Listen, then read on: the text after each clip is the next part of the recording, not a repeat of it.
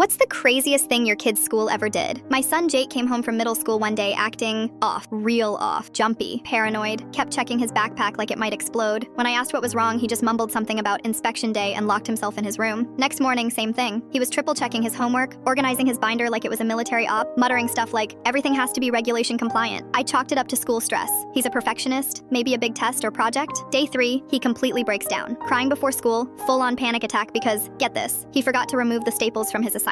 Apparently, non-regulation binding gets you written up now. I'm like, since when do teachers care about staples? That afternoon, I get a call. It's the vice principal. We need to discuss Jake's recent behavioral issues. He's been showing signs of defiance against our new academic excellence protocol. What? So I schedule a meeting, show up the next day and instantly know something's wrong. The halls are silent, kids walking in single file lines, not talking, hands behind their backs, like they're marching to prison, not math class. The VP sits me down and starts explaining this new total quality management system they've implemented. It's supposed to boost test scores and discipline. Every student gets scored on a 100-point scale every day. Behavior, backpack contents, homework formatting, even posture. Drop below 85, you get detention. Below 70, you have to call your parents and explain your academic failure. I'm floored. He shows me Jake's performance report. Pencil not sharpened to regulation point. 3 wrong colored divider tabs. 2 failed to maintain eye contact during Pledge of Allegiance. 2, and then he shows me the excellence board. A giant bulletin in the main hallway ranking every kid in the school by their daily scores. Jake's 847 out of 850, labeled needs intensive intervention. I'm seeing red, but it gets worse.